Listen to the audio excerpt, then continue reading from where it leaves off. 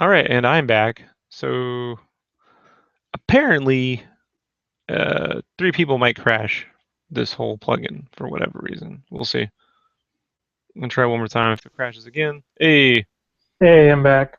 yeah, I don't know. I think I made them. I think I accidentally had loaded it up in Firefox instead of Chrome. So Yeah, I was like, why is it what? a different view on YouTube? So this way people can chat and actually see me on you now, and Oh, then okay. YouTube it streams. Sorry, Joey. People asking me why is the view different on YouTube. Uh, I also make speed paints, Ryan, of this stuff. So let's see if Brandon got the note. Yeah, I just told him and I were still in the room. We're like, whoa, what the heck happened? Yeah, it could if it crashes again, then I don't know if I can do 3 people at once on this. So we'll see. I'll let you know, dude. This stuff's glitchy, you know, and Yeah, you can end up spending your whole time trying to get it to work right, you know. So some nights it works, some nights it doesn't. yeah. Well, I know that I swear it was a Google Hangout session when I was watching my friend Marty Gracia do the colors on my Deadpool piece. Yep. He had like it so you could have like a bunch of people in the room. So he had like 14 people watching and chatting. Yeah, I know, but welcome to my life. One thing I found out is computers and me will inevitably like when I worked at Play, like I was the guy they brought in to make when they wanted to see if a game would glitch. Spring Robin. Yeah, What's wrong with this game? It's perfectly coded and everything. Nothing's yeah, wrong. Rob, yeah, I touch got the Red Dead controller. Redemption to completely break every time. It was hilarious. They all turned to Wow. coyotes once. Oh wow. Yeah, it's awesome. I have not played Red Dead Redemption. Is it pretty good? Yeah. I mean, I think they refined the storytelling like with Grand Theft Auto 5, so I'm looking forward to the new one. You know, Yeah. with the Western, yeah, they did a fantastic job. The whole environment. You know? Yeah, I was actually playing GTA just a little bit ago for fun, going back through the campaign and because I'd already beaten it and I was like, this isn't as fun without an objective. Right, Ryan. No, it's okay, Ryan. It's all right. Yeah, he was talking about having trouble with value painting. You know, it takes a Yeah. while to see in grayscale. I think you either get it or you don't. You know, for me, I mostly see in color. So to learn to develop in value is actually something I learned in T-shirts more than, especially the landscape paintings, because it really does make life easier. Yeah. You know, I think it's better to do my concept art, like my initial roughie, in color, just so I can kind Yeah. of do like a little thumbnail and have a guide, but then to do the thing tonally and then build the color on top. Because it Yeah. takes forever if you're trying to like mix a million colors. Yeah. I had a question kind of going like, okay, so you render it all out in your markers. What makes you like want to go in render it even more in Photoshop? To add dramatic lighting, markers Oh, can't give you the kind of dramatic key lighting. I'll show you that. Case in point, too many pieces. I think one of my favorite marker pieces you did was that one of Master Chief, and then Oh, thanks. you had like the watercolor, really cool background for him. It was the like a purple and blue. Right. I can show you too, like that one. So, like that was the Master Chief was one version. Where's the other one? It's under gaming, gaming, gaming. Mighty Samus. Yeah. So there's this one Yes. where he's in Yep, watercolor, right? that's the one. Right. And so you can see. Let's give it a second. You must have a lot of RAM space on your computer to. 32, 32 gigs. I got a new Yeah, one coming that has it'll be solid state. So yeah, finally saved up for that. Cool yeah, part is I got a solid state drive just for the catch, so it'll be 10 times faster than this. So this is like a watercolor texture right there around behind the marker, right? yeah. Did you actually like paint that watercolor texture Yeah, I painted specifically? it just separately and scanned it in. Okay. Yep. Yeah. So I'm painting it tiny so I'd blow it up so you get the big, you know, texture. But Yeah. then for for mood,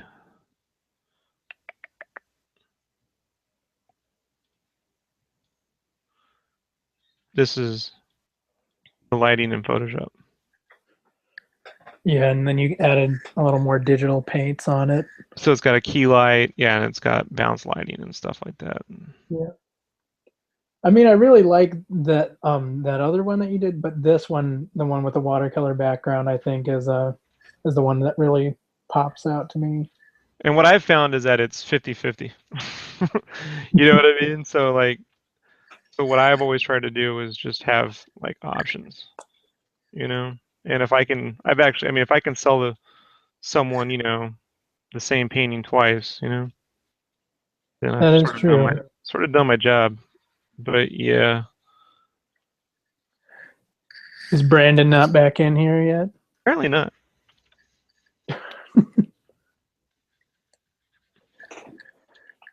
He has a hard time working and talking though.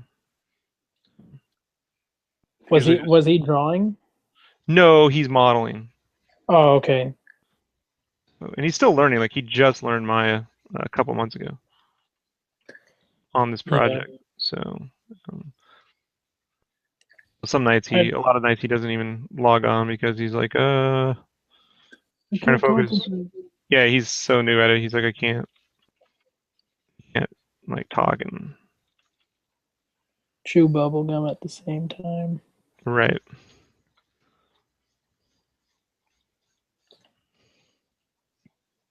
So is Phoenix Con a pretty good con to go to? It used to be great. Used to be like Comic Con, San Diego Con in the 90s.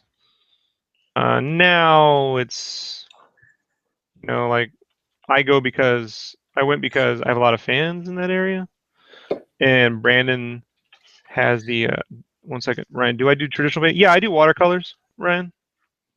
Watercolor primarily. Um, but so like uh, Brandon still has a table. He gets at a pretty reasonable rate, and Oh, so nice. he lives in the area, so I'm able to just 6 hours away. I can just drive and sleep on his couch. So I mean, it's a little bit of a hustle, you know.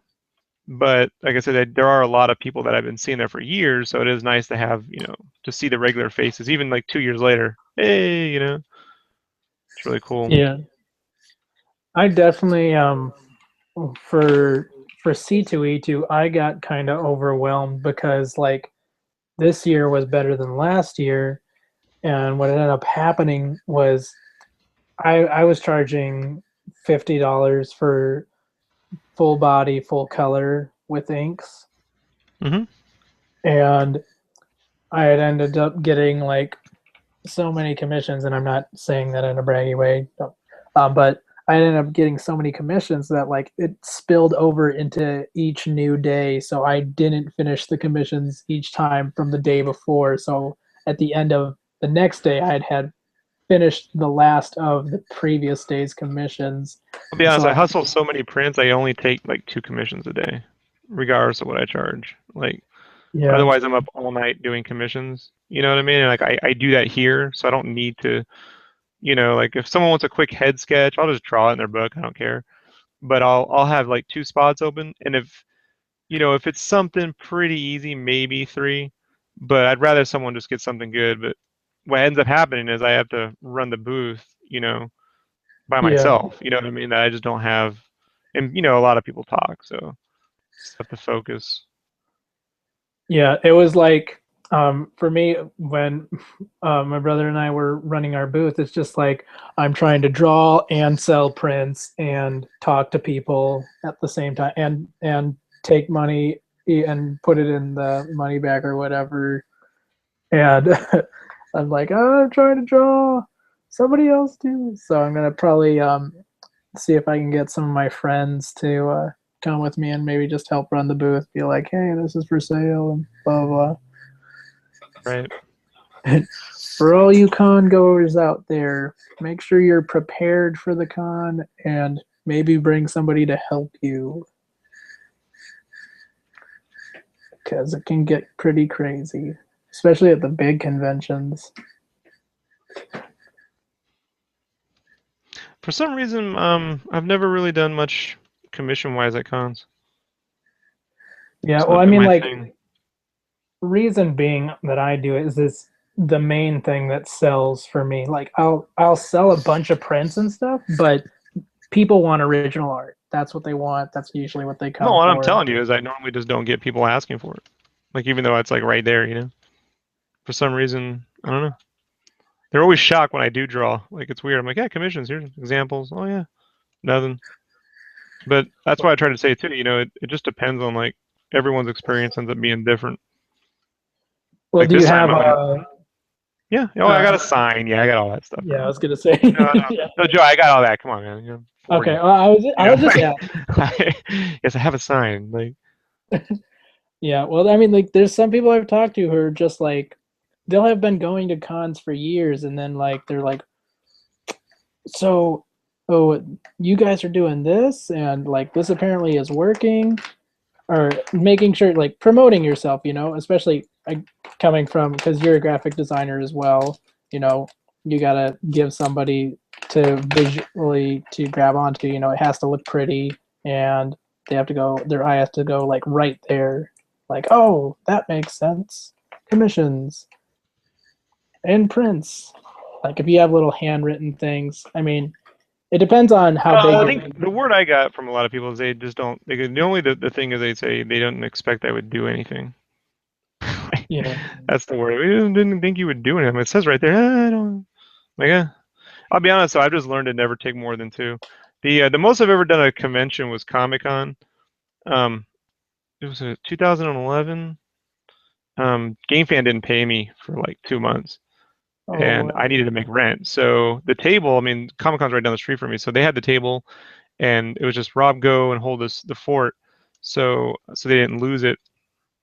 So I went down there and I was like $10. I was right in the front doors when you walk in, and so I put $10 sketch right there at the front door, and I did 300 starting premiere night Wednesday night through Sunday. Did oh my gosh.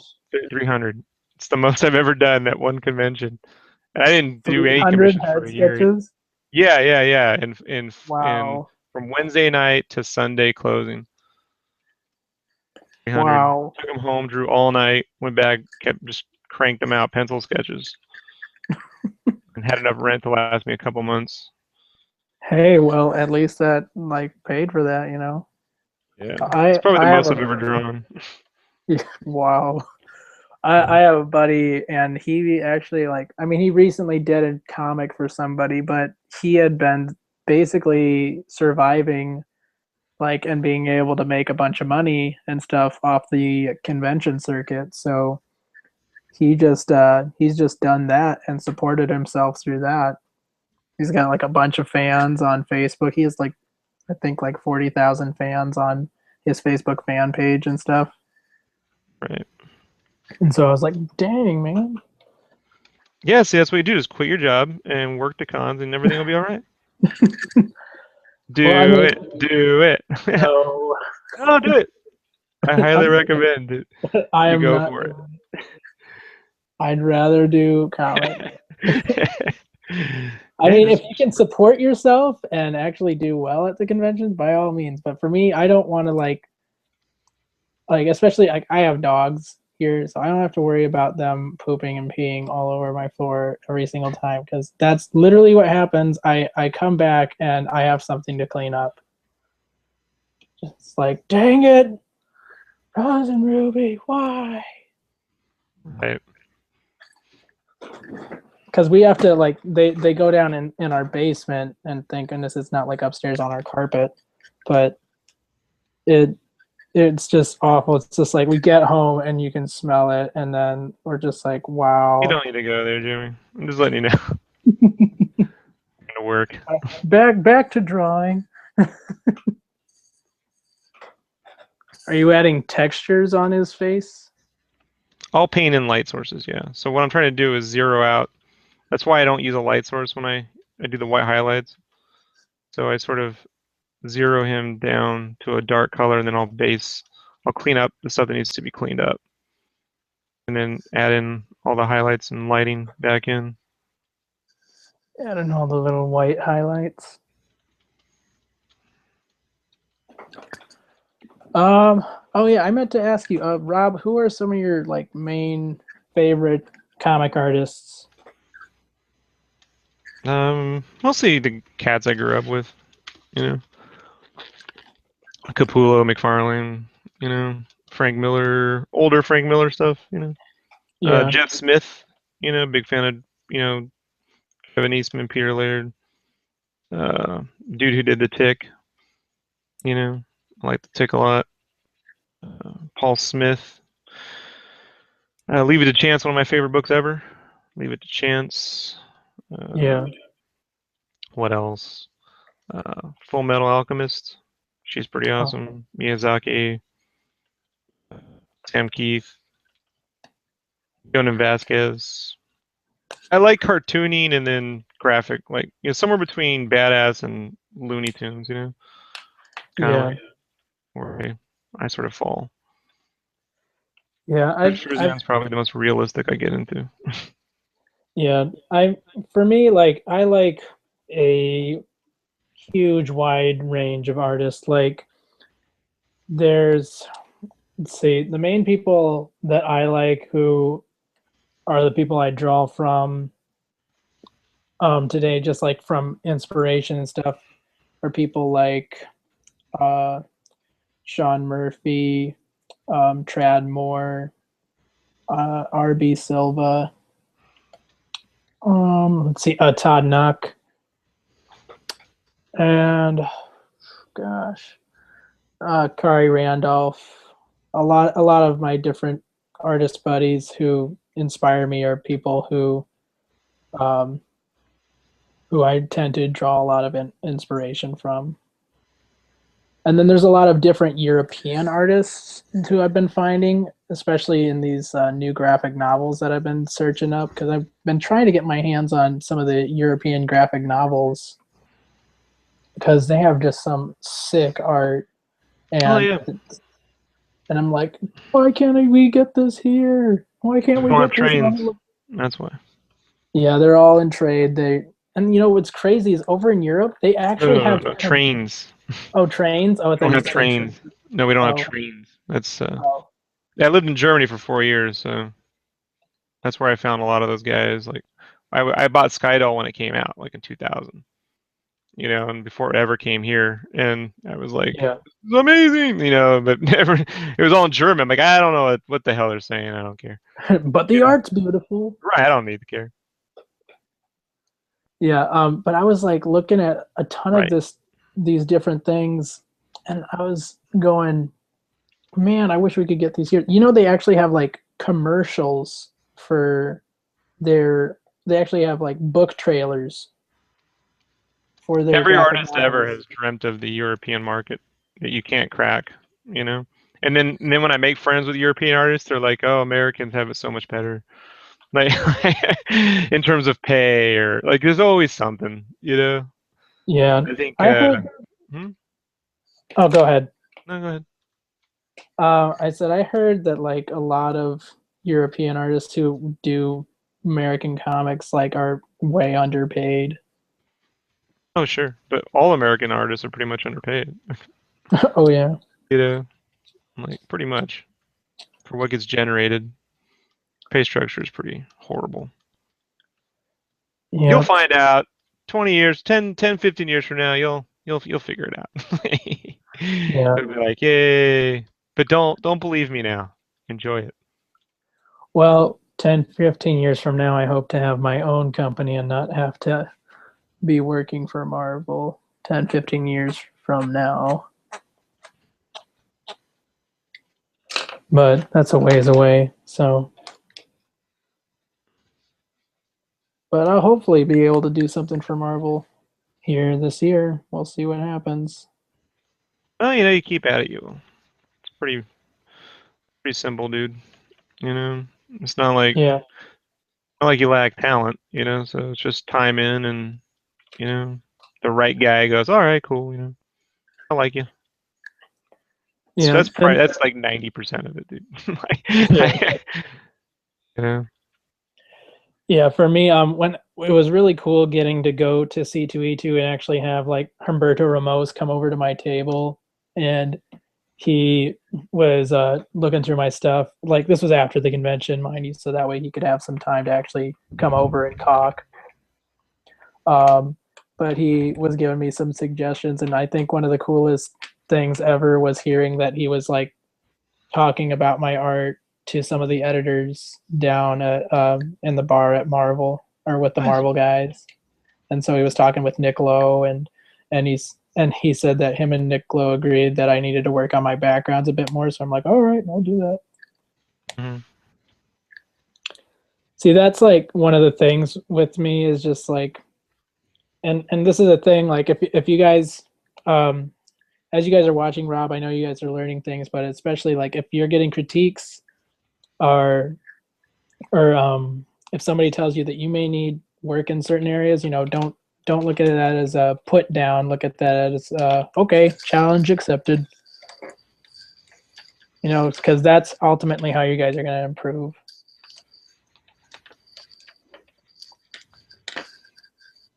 Because that's what's driven me. It's just like I just want to do whatever it takes to like prove somebody wrong. Like, no, I can't draw that. I'll show you. Work on Richie Rich. I do not want to work on Richie Rich. Neither did I, bro. You know what I mean? Neither did I. That is a challenge I won't accept. No. What I mean, like all the pieces you did for it were freaking awesome, though. It was You did. frustrating the interior artist. I'm like, dude, don't just draw your comic, man. You know. Why was he going like, stop drawing it better than me? Well, that, and then the Richie Rich people are like, well, he looks too old here. He looks too this or that, and I'm like, guys, you're not paying me enough to care. Like, like I don't care what you say.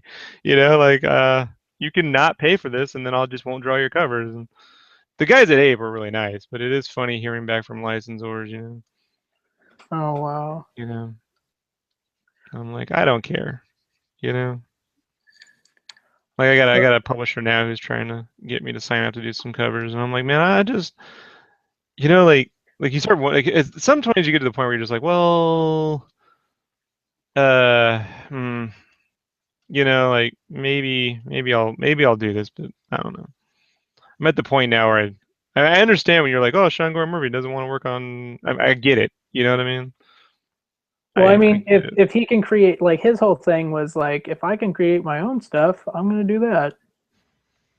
Yeah. Because like he's gonna get paid to create that stuff basically, and then he gets to collab with some of the top writers and other people.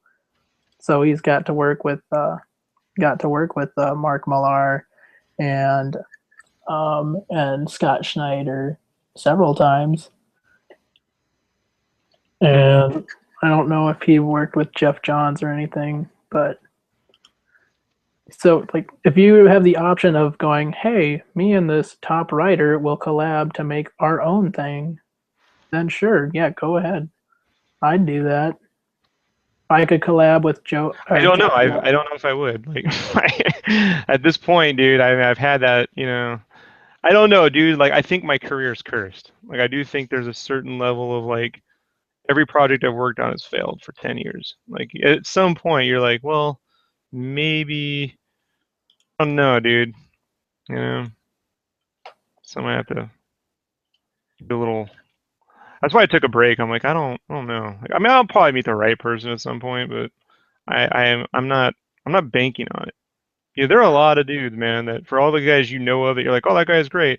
I'll show you 20 other people from Comic Con you've never heard of. You know what I mean? That like, Yeah. unfortunately, for some reason, I've heard it from like some editors. They're like, well, Rob, if you just didn't care, and I did that once. I did an issue where I didn't care. I just got the deadline done, and I don't know that that was such a good idea. I don't know if that's the Was it best.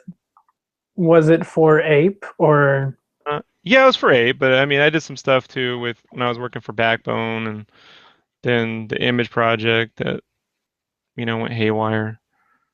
You know, the Abe thing was just crazy because no one. I don't know who the hell was running the show. You know, they had Well, planned on I doing this mean, cliffhanger like experiment in a way. yeah. Kevin and no one knew who was in charge.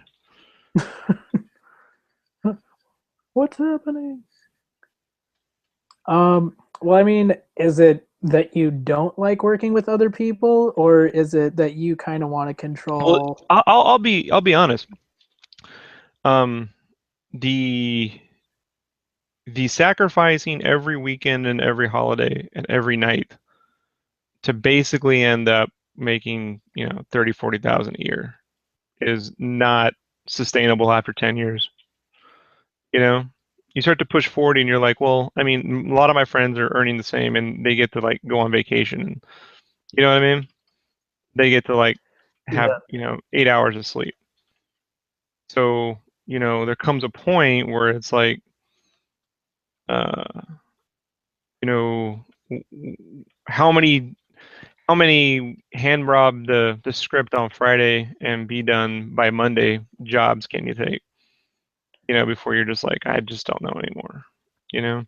And every Well, I time, mean, hmm? you do live in California where it is way more expensive to live. Yeah. So, but I have someone here that has a career too, and so she, you gotta deal with what you got.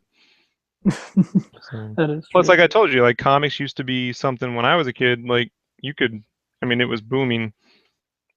So now it's like the people doing it do it because they love it, but the ability to make a sole living off it has dwindled. With every passing year, less people do it. And more people have had more success doing their own projects through Kickstarter or whatever else. If for anything else, just for exposure. I mean, I could produce work every month, dude, for some publishers and just be that guy who does, B covers, and make a pretty decent side living doing it. But like, I'd say 500 people ever will see it, and so you're sort of, I don't know, dude. I mean, plus, like I said, you, you have you enjoy Marvel DC products, right? So I'm in that weird thing where I never did, like I just bought into Image, like that Yeah. promise. And so that's the thing that, you know,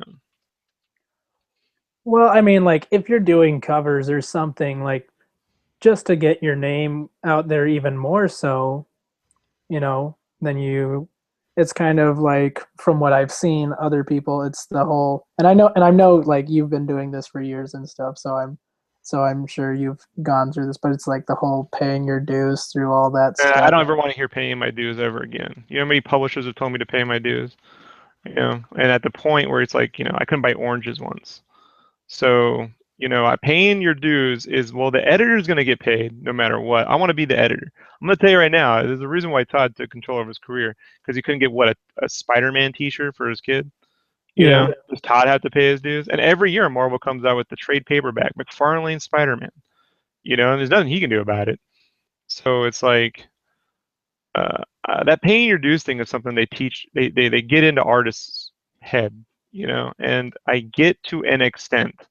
You can't be like, I'm going to start and I'm going to make, $5,000 a cover. Right. But do you really think making $20 a page is going to get you anywhere in your career? You know what I mean? Like you're better Mhm. off just producing, solid commissions and solid work at home in terms of pages and speed and ability and just keep shooting for the top job versus taking those, because those tiny jobs aren't going to get you a job at Marvel. No one's going to be like, oh, I saw your art over at this comic where you got paid Yeah. nothing. Come up here. They're not going to read. They're not going to approach you. It doesn't work that way. At best, you might make friends with the guy who ends up becoming an editor someday, and then he can recommend you, but you're already on a line behind a lot of other people. Oh yeah, definitely. I So, mean, like, like, go ahead. you have to show that you're the best. Like you're here. One thing that I think it was Todd McFarlane that said it about editors, like the editors are the enemy, and they're the ones with the gun. And he says, now see Yeah. if you're approaching an editor with your art, don't show him your bad stuff. Don't show show everything that is good because he has a bunch of bullets, and if you have bad stuff, that's ammunition that he's gonna hit you with. And he's like, no, oh, if your stuff is really good, then he has like one bullet. You can survive. You know, you can survive that. That's potential. You may get a job from that. But if you give him a whole clip of ammunition, you're not gonna get a job or whatever. He wants to know Because if he shouldn't take those Zenoscope jobs. No, John, I think you should take any job that you enjoy doing. My thing is, if you stop enjoy doing, if you're not enjoying this and you're just continuing it because it was some vague dream you had once, then you got to figure out what you can do to enjoy drawing again. Like for me, dude, like okay, I ran into this problem where I told you before I had carpal tunnel. You know what I mean? And so then yeah, I solved the carpal tunnel problem, and now I pull my shoulder out from leaning on it using the Cintiq. You know, like I mean, what are yeah, you supposed yeah, to do about that? You know what I mean? Like how are you supposed to? There's a lot of other parts about being an artist. They never just a physical toll it can take on the weird little quirks that can build up. And a lot of yeah, these cats, you find out, well, well, I painted that cover with one hand. You know what I mean? Like in the middle of the night. I'm like, I don't, I mean, I was in the army. You know what I mean? If I wanted to suffer, I could have stayed in. I don't quite know if that's the level. I like pulling the hours, but you know, I don't know for me, if that. I think too, dude. Uh, yeah, I had this problem of being the secret. They call it secret weapon.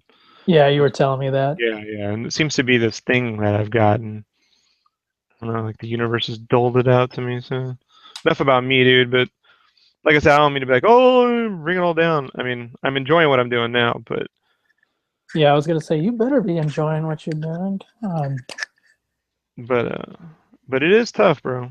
You know, and Yeah, I mean, I got a lot of friends that they went the big two route, and it lasts up until they have a kid. So there is some people who can't wing it, and then other people just move out. They move out as far away, like Iowa is pretty reasonably cheap, given yeah. the situation. But not everyone can move to Iowa, So I mean, I got Well, a that's friend now. Like I don't know, half our office is in New York. You know what I mean? And they're not making that much more than I make, and I'm like, well, I know what I make. So I don't know how they survive on that in New York. You know what I mean? Like I really oh don't. yeah, yeah. I'm like, oh, you must have to take on several jobs in order to. Well, I'm paying my dues. I'm like, yeah. Yeah, and I wasn't being like that's why I said I know you've already gone through doing that and everything. That's why I said that because I know like because there is a certain extent where like you have to kind of prove yourself Well, sure, I get before. that. Yeah. Yeah, that's why I was saying like you've already gone through that. But I But would never tell anyone to quit their job. If they got an offer to draw a comic at a big company and they tell you to pay your dues by quitting your day job to work on it, I would say don't. You know, I would break myself a little bit for a year and wing it. I did that. That was not a good move. Because the industry can change on you. I mean, I did my job, but then the economy fell out. You know, yeah, and that's that thing. Like, I mean, in the '90s, no one ever thought, the whole economy was going to tank. It was nothing but, you know, good times forever, bro. I was like, yeah, no more depression. It's gonna be awesome. and then boom. Everything was good, and it all went away. But yeah, I definitely hope that because like I've mainly worked just like small gigs right now, and and obviously like I appreciate the fact that during those small gigs, it's honestly what's gonna push you and help you in certain things. A lot of the small gigs are big learning experiences in terms of not only knowing the business but also drawing. Because like without the job I have right now, I don't know how often I would plan to draw some cars or draw a cityscape or any of that. And I know that's already going to be in comics that I might draw for like a bigger publisher, but like this company I'm working for, or getting to do these comics has really kind of been. I feel like it's been my training session. Right. So it's definitely been a huge help in terms of improvement. Yeah, I made good friends with that guy at the gaming studio at SketchCraft, and then the day of my interview, they all got like that was the day EA signed the exclusive. It was supposed to work on was that Red Lion? They made the Game Day series. Mm-hmm. And not that I was that into sporting games, but I made good friends with these cats. And then that was the day EA signed the exclusive NFL license. So no more football games. From anyone else. Yeah, I mean, I wrote down a list, and I'm like, it almost reads like I should be Lincoln at this point. Like, you read. I get this. I think at this point, if someone wants to give me a job, your company might go out of business. Like, I'm just letting you know. Like, I told Dave that too when I was a game. I'm like, I have a habit of being the guy that shows up at the end. He was like, Yeah. "Oh, stop it!" And then Game Fan never took off. I was like, "I told you, it might happen, dude." Well, I mean, I wouldn't put that on you saying that that's your fault in any way. No, no, no. I I've mean, I've you not. did. I've reconciled. It's not my fault. It's just my like. I'm like the protocol droid, right? Where you're like, well, I guess that's just like. This just happens. This is a part of my programming. Yeah, it'll work out eventually, but there are eventually it'll work out or I'll die. So like that's and maybe I'll be on YouTube. Like either way, it'll make for good. It'll make for good. Yeah. Well, I mean, like my my I can give an example. I mean, my dad, who is a gymnastics coach, Mm. has honestly been trying to have his own gym for years and years, and has every time got burned. So definitely know that that is a sucky thing that happens. So Yeah. Diamond. I'm not certain how I want to do this. I thought you were doing like a green glow on some of his gear, and I was like, what? Part of that's just the way colors turn as you mix in blues and reds. You get a little bit of yellow, you're going to get some of that Yeah. shifts. Are you gonna add any splatter stuff in there? No, I tend to try to keep the painting clean. I'm not done. I'm just trying to think Well, I about. mean, I meant like in the background. Oh, in the background, a little noise. Maybe some light noise. I already have some stuff set up for that, amongst other You got files. you So I'm got a certain. plan. I actually forget almost every time I go to do this, like how Yeah, I how I still did it. Hmm? sorry, I was Right. saying I still think that Splatterhouse piece is one of my favorite that you did. Oh, thanks. Yeah, the only thing is like the comments I got back from a lot of people are like, well, you can't see the pencil detail. So that's why I like with the Batman. I spent a lot of time trying to figure out how to keep that, you know, how to keep Yeah. the pencils in there without crushing them too hard. Yeah, it was fun. I still have all those pencils. I never sell that stuff, so it's always cool to. Did you Yes. sell any Splatterhouse prints? Oh yeah, I sell those all the time. Oh, Mm. awesome.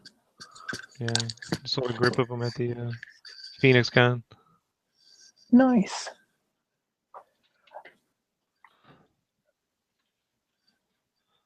Let's see.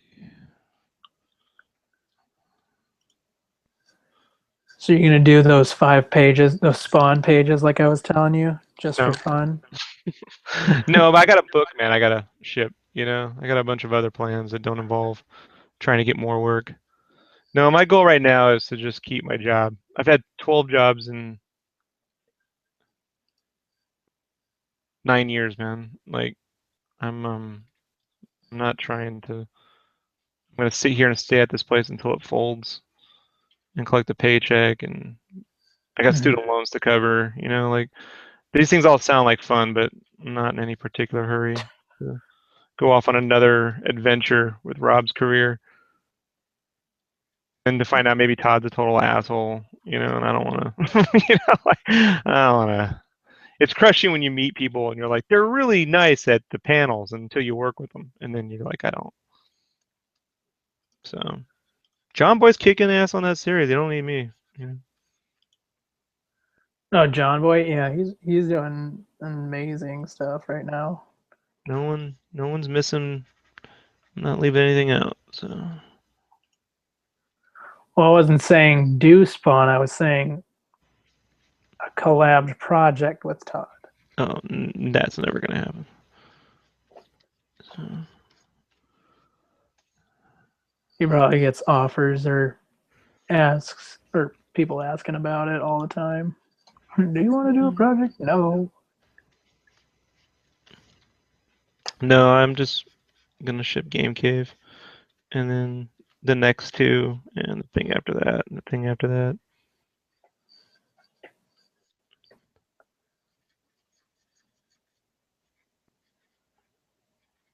Have you played PT? I don't think I have. That was the sort of the Silent Hills demo that Kojima made on PS4. They took it Oh off. no. You don't have a PS4? They took it off when that whole Konami thing fell. I downloaded it before they took it off, and I was like, "Oh, I want to play this thing." That did not get very far before I turned that shit off, dude. Like, yeah, that got me going. Like, that's one scary game, bro. Yeah. That might be the scariest game I've ever played, honestly. Is that the one with Norman Reedus? I don't know who you're talking about. Uh, is it? Did you say it was like Silent Hill or is Silent Hill? Is like a tech demo for that they were making a new Silent Hills game called The Silent Hills with Guillermo del Toro, and Konami like crushed it. So, this was like a tech Didn't demo. they? Didn't they go out of business? No, they're just restructuring their business so they don't do a lot of like games we like. They just do all that mobile nonsense. Oh, Yeah. that's dumb. Yeah, but those PS4s on eBay were going for like 3 grand, preloaded with that game. Oh wow. Yeah, they Yeah. put up a See, I big stink. can't do horror games. I mean, I could watch somebody play it, but I don't think I could play it myself. Like I watched somebody play Amnesia through the whole thing, and that was freaking. Yeah, Amnesia ain't nothing on this. Like, uh, and by the way, dude, those horror games like in Oculus, they're nuts, bro. Like in Dude, that VR, horror games are just ridiculously scary. I was getting creeped out in Minecraft with the Enderman or whatever. at night. Yeah, because they appear right around you. So like, when a creeper shows up out of nowhere, it's up in your face, dude. Like Just like, holy crap, get out of here. you scream like a little girl. Like you scream. It's hilarious. Yeah, I love watching people play them because just their reaction Right. is hilarious. Just like this is hilarious watching this person because they're just like the whole time.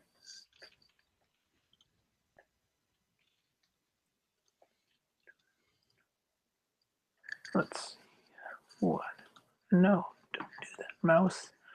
My mouse was acting weird and like flinging all over the screen.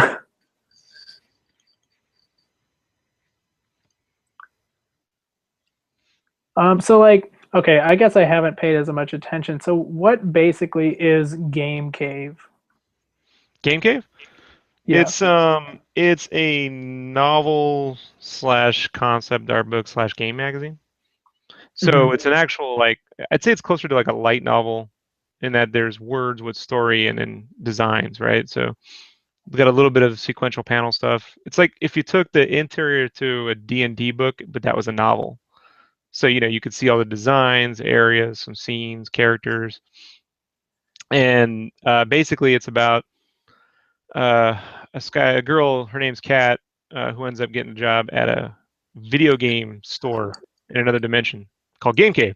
And they import our video games into their world as like retro games and stuff. So their game magazine has been in their world for about 30 years. And so she's like a sky pirate, and they're in this gaming tournament, and they need her to lead the team. And she doesn't play video games, so she like lives her life. And so the story sort of picks up there. Oh, nice. Yeah, and so the video game magazine portions aren't a magazine and like, oh, here's a new game coming out this month. They're excerpts from the magazine over 30 years. So you get to see, not just the games or whatever, but you get to see like the magazine has changed. So it's got like a Nintendo Power style, a Game Fan style, the Play simple design, and then this modern version. And all the different freelancers. So like there's monsters. It's a JRPG world. Everything they do has stats, and they level up. And you have monsters and all sorts of whatnot. Well, that's still pretty cool, though, man. Yeah, so I guess it's sort of like a graphic novel in that it's a novel with graphics. Like, and then as they come out, I'll work in a little bit uh, more sequentials as I go along, like sequences versus entire pages of stuff because I do write, and Yeah. I do prefer getting into characters' heads more than just. I'd rather write. So hey, someone got like check that. Someone got into a car, went back in time, and now they're 1942. Like that. Now draw it. A lot easier to write that out. And Yeah. as far as I could tell, writers never were up till 4 in the morning on a Saturday. You know what I mean? Like writers were always getting a decent amount of sleep. But to sell a book solely on its writing, you got to be damn good. So, I figure between the pictures, and everything else, it's enough. But there is some inherent love I have of game magazines, and that whole thing. So it's fun to be able to at least work out uh, my first published piece utilizing that kind of format because it's fun to go back and create. I know a lot about game magazines, man.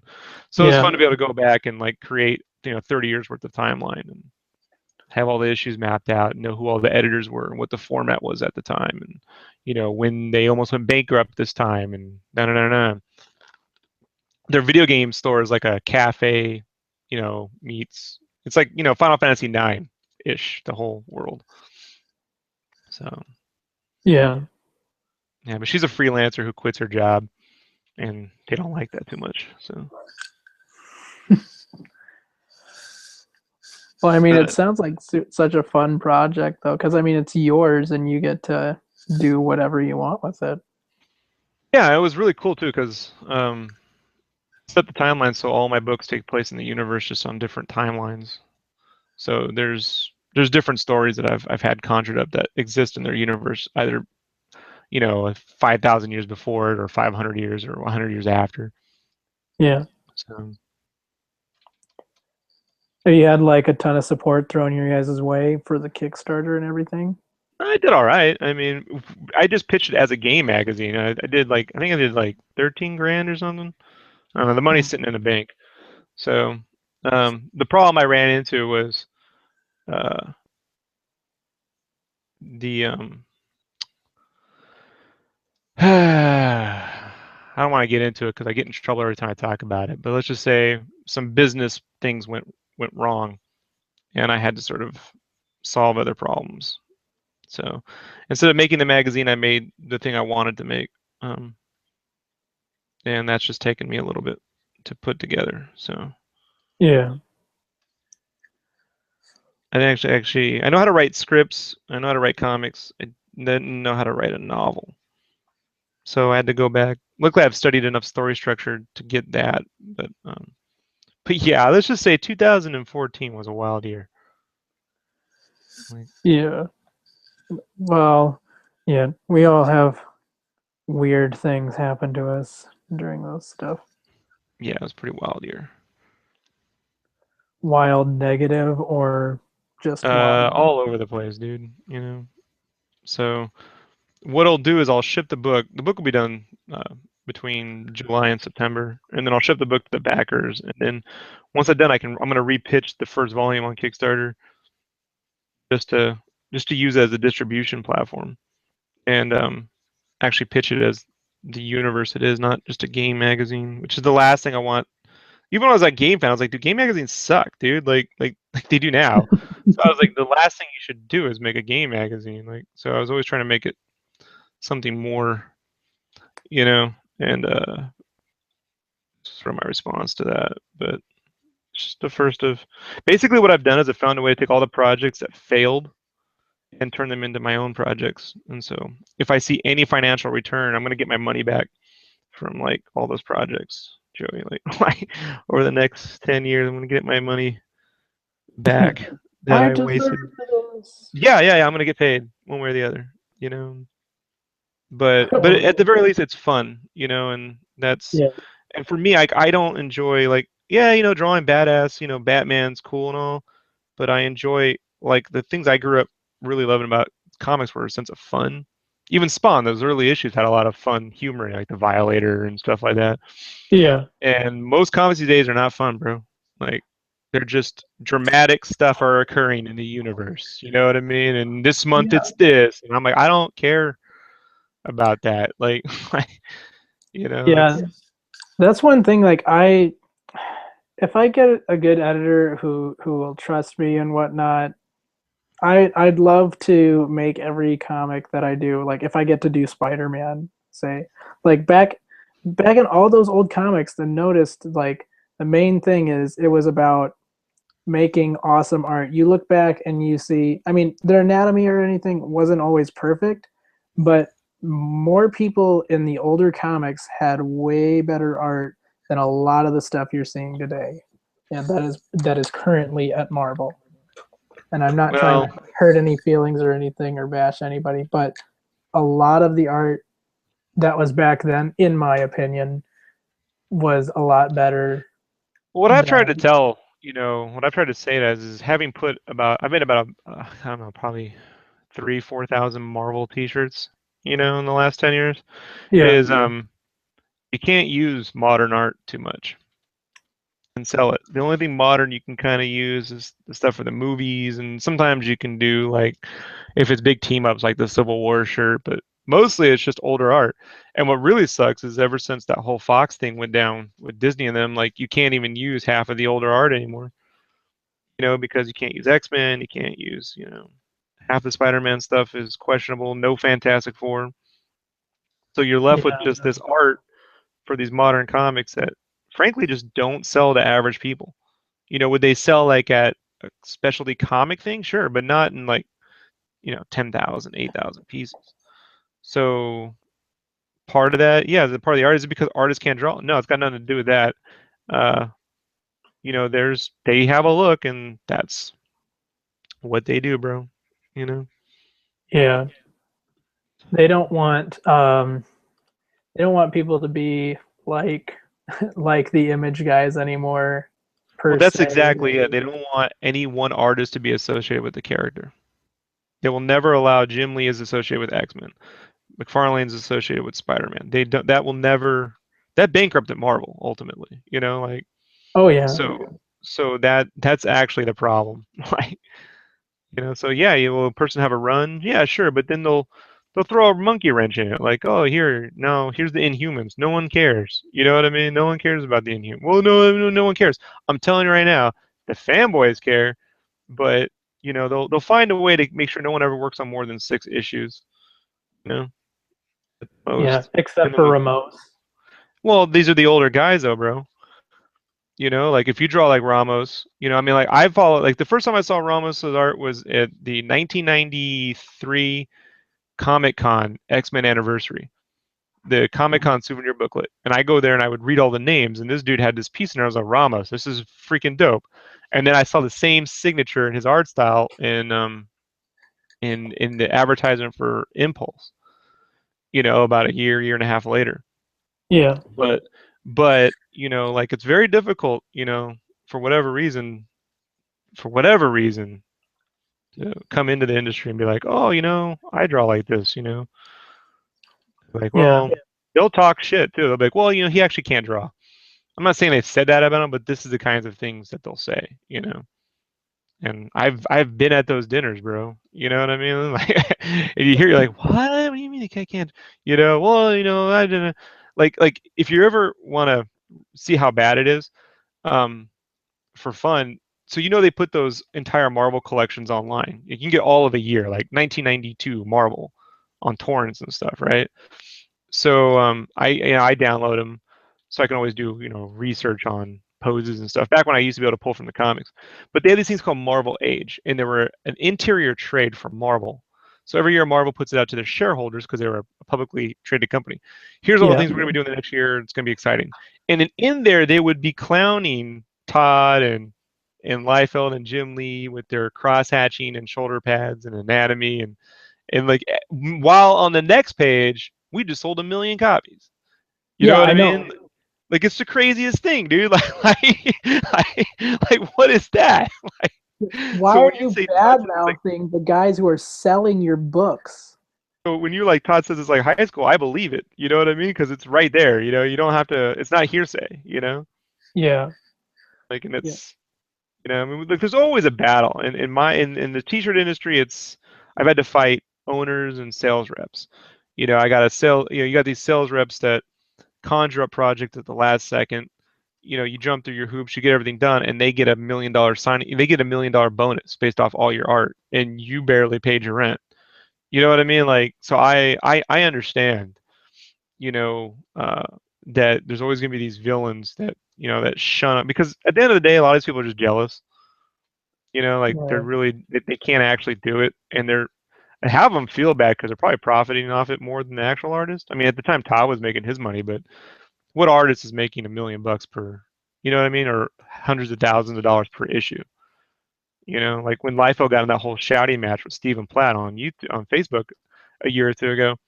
He's like, "Well, I used to pay you 50 grand an issue," and people are like, "That's absurd." But I'm like, "Well, that actually makes sense if you count the numbers, Yeah. what those Yeah. books were selling. That's probably that was probably cheap, really. That You know what that I was mean? Like, fair money, dude. He bought Stephen Platt a car in the documentary. They said he bought him a car to get him to come over and work for Extreme. wow, really? Yeah, because Rob was saying like I didn't want to hear no. I didn't ever want to hear no. So like he was like everybody working at Extreme was way overpaid. And but they could get paid that because Rob was they were millionaires. What's up, Steven? I got you now. Is it for Digibook? It'll be the final Digibook, yeah, Steven. It's last commission. But yeah, I didn't get to hear what all that was about. I didn't get to see all the things. What did Rob say and why did Stephen Platt like totally why does he Right? what It all happened one night, right? yeah. It was within, I'd say, I want to say it's within 6 to 11 months of Rob had a fight. Maybe it was a year earlier, but I know Rob had a fight with Scott Snyder, right? When he left DC. He was like, Mhm. oh, well, he made that passive aggressive comment. I mean, Rob's always done this, where it's like, well, Batman only sells because it's Batman. And I'm like, well, yeah, but you don't end up the #1 book because you're Batman. You know what I mean? Like Capullo did a good job, and so there's this whole little like ego posturing going on, Yeah. and it's Rob started becoming kind of vocal on Facebook, and then out of nowhere, this stuff with Stephen Platt appears where I guess because Platt did a cover, was doing some DC covers, people were like, whatever happened to you? How come you got out of comics? And then how come you won't go back? You should draw, another Prophet because this new Prophet sucks or something. I don't know. And so he No, said something like it was his old project that Soul Saga, yeah, right? Soul Saga. Soul Saga, right? And he's like, well, I would never work for those people because they owe me money or some shit like that. And so the Rob goes, dude, what studio? It hasn't been a studio for 25 years. You know what I mean? Like, So and then he was like, "Look, I didn't pay." And he was like, "Well, I didn't pay you. I mean, I paid you 50 grand a book, and you didn't produce jack squat." Like, so then Eric Stevenson, the former editor of Extreme, Yeah. joins in, and then they all start clowning Stephen Platt's art, and I'm just like, dude, I can't. Like, this is where it gets nuts, right? Because This is high you know, school. and then they're like, Jeez. "See, we all when we saw what he was producing, they're like, no way is he going to be able to turn this in on time." And I'm like, then why did you bother making it a monthly book? Why didn't you just, you know what I mean? Like make it Yeah, six don't. issues. I don't Yeah. understand. You know what I mean? Like they all like we let them fail. You know, like there's I always know. another way to look at it, right? Like, we knew that Yeah. wasn't going to work out, so we let them fail. Yeah, and I just remember him saying like people what was it? Stephen Platt will not release the last issue of Soul Saga or let it go to trade for whatever reason. Well, I And I don't know. think It's always hearsay because like I met comic book shop owners who are like I hired Stephen Platt in 1996 to come down to the store and he was a total fucking no no no no. I'm like, well, I can't defend that or deny it. You know what I mean? Like that's yeah. between you and Mr. Platt. Like I don't know. Yeah, it's like you don't know like all these weird stories that you get just mixed opinions about people that you maybe look forward to meet, but then you just kind of like, well, I don't know All I what to know think. is there's a wealth of comic book stuff that is just going to be forgotten. And there's characters that I care about that are going to never be brought back up because they're owned by one or two people that it's just like I mean, we're never really gonna get a continuation of Wildcats in the way I remember it. You understand what I mean? Like with those Yeah, characters and those designs, it's just not gonna like there's just not gonna happen. Like the time came and for me as a fan of that era, it's like, well, that sucks. I mean, and I'm told that my opinion on that era doesn't count. That's bad art. It's all shoulder pads and yeah, nonsense. And meanwhile, they're playing nothing but Gears of War, which I'm like, last I checked, looks like a bunch of guys with shoulder pads, like and giant space marine guns. But I'm told that that's okay, like it's, yeah. There's one thing like that I can't stand, and I mean, like I mean, people have to understand also, like, okay, yeah, sure, Rob's anatomy wasn't all that great or whatever, or sure he had wonky things happen, but this person inspired like half the people you see in the comic industry and was selling millions of books. right, So and still like, sells books. So at the end of the day, dude, it's just like whatever. I guess I gotta just. Yeah, but these things come out, and I got to as a fan, and I'll be honest, Joey, I'm not a terrible, I'm not a big fan of modern comics. It's just not yeah, my thing. They don't speak to me the way they used to when I was younger. Like for whatever reason, I don't know. I still watch things like I'm not, I watch anime. I do read like light novels. You know what I mean? So I think tastes change here and there. You know what I mean? yeah, But I do feel that it's a shame because McFarlane and these guys they grew up with guys like Ditko and what's the one artist that he followed on Spider-Man big time. Um, John Romita. no, no, no, no, no, no, no, no. McFarlane's actual influences come from he drew Oh, that issue with the spider Doctor Octopus where he fights Doctor Octopus. Mark Bagley. No, no, no, no, no, dude, no, no, no. We're talking I'm sorry. 70s. I know, I know, I know. It's the one guy you don't recognize with Spider-Man. No, not Jack Kirby. I know, right? I shouldn't brain fart like this. I can never remember the guy's name. Oh, I sent you the Todd Talk stuff, by the way, so it's in there. So if you check your email, Joey, Okay, I yeah, transferred you the file. Anyway, these people they grew up with those influences and they can find their art readily. I'm like relegated to like here's the thing, right? Like I bought everything I could get in terms of like Stephen Platt style art from eBay to the point where I was just rebuying things. Like I got another issue of Wizard magazine sealed. I'm like I can't keep buying the same stuff.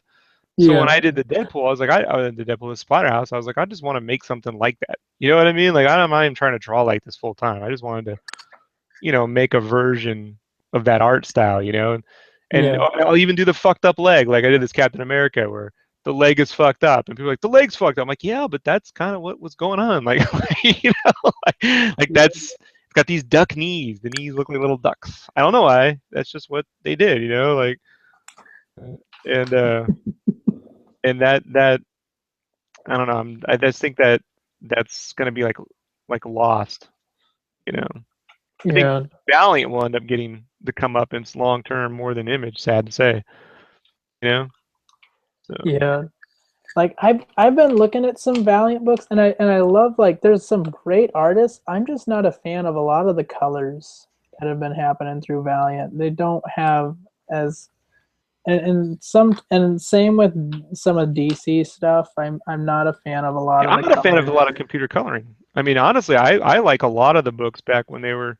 Steve Oliff did a great job, but I like a lot of the four color books, like Greg Wright, who was the colorist on Todd's Spider-Man run, Yeah. and he was big in the '90s, like with Ghost Rider. He dealt with Ghost Rider stuff. He had those cool teals and the coloring was sort of designed to work around that ink work. But I also like the early Chaos comics when they were colored by marker, Uh-huh. like those earlier issues when they were colored by marker. Like I miss a lot of that stuff. Like I think in the digital age, everything's become so perfectly clean and glossy coated that it all starts to look the same. It's the same with landscape art. It's hard to tell one landscape artist from the next, bro.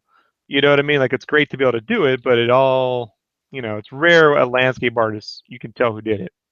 Like Yeah. it's just they all sort of blend in. Yeah, it's So those who can actually make it like look different, or actually make it look. like Joe Chiodo's color guides for Gen 13 are far more. I like far more than the coloring. But the color guides are awesome because they're all just colored in marker and gouache and acrylic. You know, Mhm. and not super well. I mean, they're not like full paintings. You know what I mean? They're just there's something about it, and I've seen a lot of them up close and look even better. You know, than the internet can Yeah. dole out. One thing I think the best thing that's happened in comics in the last 5 or 6 years for me is that the sketch cards have finally become something beyond trading cards have become art. You know what I mean? Versus like reprinted images from comic books. So I think Yeah. like that's been cool to see trading cards have a resurgence with like sketch cards where people are actually getting, hand drawn pieces, as opposed to just I mean you can't expect everyone to be Jim Lee and bust out a whole set, Yeah. right? Which is pretty freaking crazy, Yeah, we actually have all those. Yeah. Oh, I got mine too, sealed. I went back and rebought them. I'm the one that put them. I made them put it on the shirt. You can get the shirt with all that on there. Oh, nice. Yeah. Back before they put the kibosh on X-Men stuff. The last X-Men thing I did is that one at Hot Topic. It's the Jim Lee thing, and it's like on a teal shirt. Yeah. Yeah, it's the last thing I got through before they put the no more X-Men designs. Bastards. So, like, Marvel can't sell any X-Men stuff? Marvel can. They'll fine you for doing it. We pay a fine to get Deadpool. Anything Deadpool, we have to pay a fine. Well, I mean, because it's Rob's, right? Nope, Rob doesn't own it. It's because uh, it has to do with the merchandising revenue share with Fox. So Doesn't Rob maybe still see a check from that, he though? might see some kind of check, dude, but that's He never gets bothered them royalties before, bro. from Deadpool all the time. Yeah, but Anything they make. that's never stopped them before. The problem is the revenue share with Fox. It Yeah. seems to be the issue because they get a revenue share with what's his face with Thanos, Jim Starlin. Yeah, Yeah. so you know they didn't seem to give a shit until they wanted to put Thanos in a bunch of movies. So, but no, I mean the X-Men thing and the Fantastic Four are all tied together. Deadpool just happens to be in the mix, you know. So, Yeah. I'm excited for the movie. well, the Deadpool movie? Yeah. Yeah, yeah, yeah. I think it's gonna be fun, right? Fun, like, actual fun. Yeah. And oh man, dude, just Wolverine X-Men Origins was just awful. uh, yeah, I always liken it like when the little kid runs in the beginning. It looks like Miss Piggy when she runs. Oh Like yeah. right, like he pulls the Miss Piggy. Yeah, like I'm like, oh shit, like, they did that. Like they actually did that. Like this is happening. Oh man. I haven't seen that movie in a long time, thank goodness. Rob actually has to buy all the dipples. Yeah, I don't think they give him free swag, Johnny. We're talking about some kind of like paycheck in terms of merchandising at the end of the year. Yeah, They never give you free anything in terms of like swag and stuff. So, yeah, I can't even get a free T-shirt, you know? yeah. Hey, how many people are watching right now? I don't know. On this live, Yeah. I think live 3 or 4, but I'll have like, this will get up into like 400 or 500 views within the week or so. So, and then the speed videos make all the real longer. But you You know what's want me crazy to? though? What's crazy though is the money I receive is because they watch these all the way through. So I don't Oh, need great. 10,000. Yeah, you don't need 10,000 views, 20,000 views per video. You need people like watching it. Like YouTube seems to favor live action and length when minutes watched. Yeah, So what do you do? Well, you got to go to work tomorrow, right? You go in house or you work from the pad? I work in house. Right. Um, so yeah, I'm just hanging out at home all the time and just send files. That's good. And it's kind of nuts though, but just because like I do everything for it. I pencil, ink, letter, or and color, and so yeah, it takes me a while to do a page. Like it can take because I'm trying to make it nice. It can take like 4 days, which I Yeah. know is kind of long. Right, which is why I took up writing, bro. I'm gonna tell you, for me, there just came a point where I'm like, my father passed away this year, and I came up with this before then, but you start to really look at the mortality rates. You know what I mean? Like, I take good care of myself, dude. I'm not overweight, I don't eat sugar, so you know, but you do get to a point where like, look, I could die at any given point. Like friends of mine just have aneurysms. So the question is, what do you want to do before you die? Like really? You know what I mean? Like, what do you really want to do? And Yeah, so, being able to like get these stories out. It's like this right here. I couldn't color 2 years ago with markers. You know what I mean? So, being able to physically do this stuff. But I'm with you, dude. Like, I did everything. So, 4 days, and they read it in 2 seconds. I don't know, man. Like, I yeah, can no, write right? in 4 days. I can write 10,000 words. You know what I mean? I can get I Yeah, can get between 2 and 3 chapters done. Before rewrites.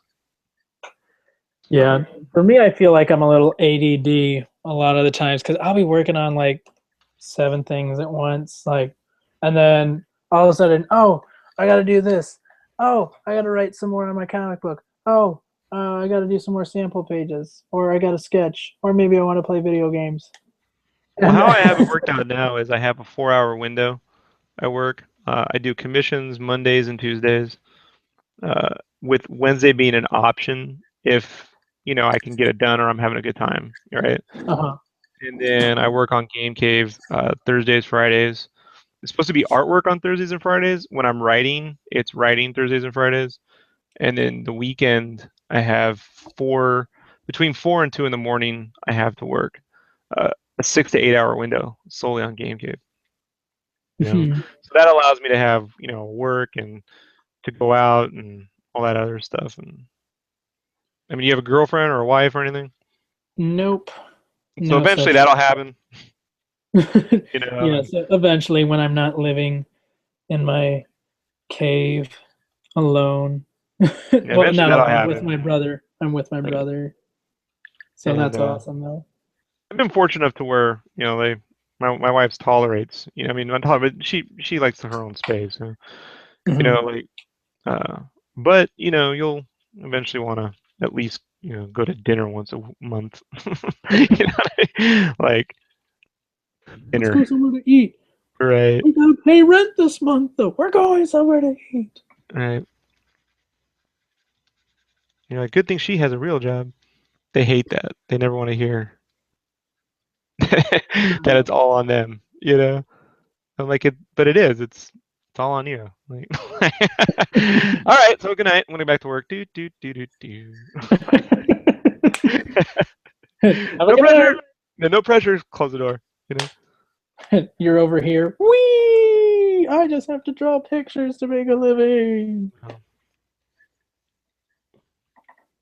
But I mean, like, I think you got to remember that as well. Like, though, yeah, there's a lot of stupid things that happen with people and whatnot. You, at the end of the day, you're getting to draw pictures to make a living. You're getting to create an image on a piece of paper, and that's money.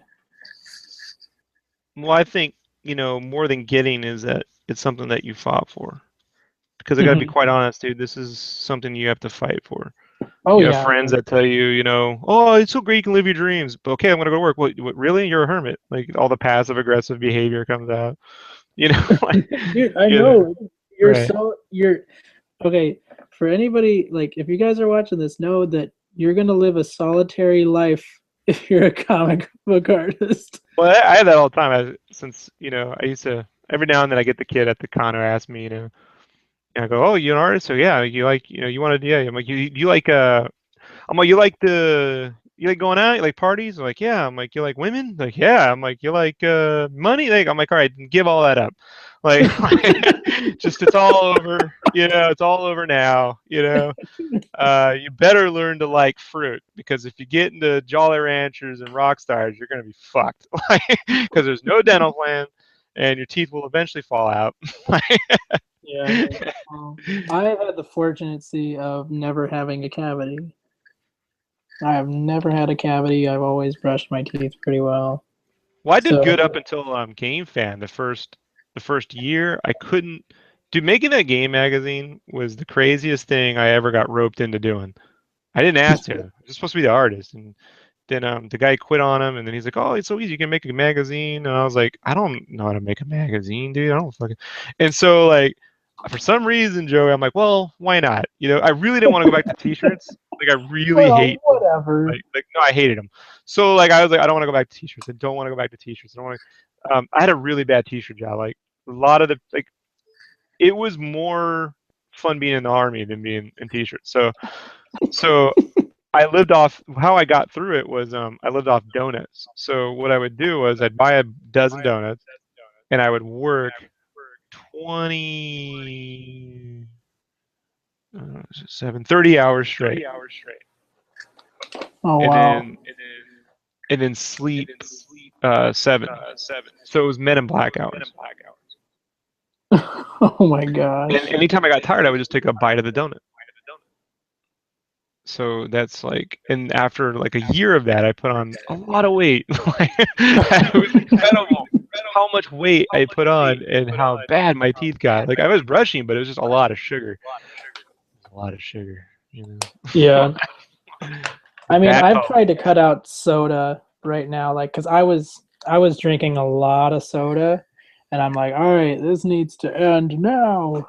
And so I've been trying to get back into my working out, and I used to run cross country, so I feel like terrible about myself because like I used to be able to run 12 miles and then be able to run two more after that Right. if I wanted to, like, and have the energy to run two more if I wanted to.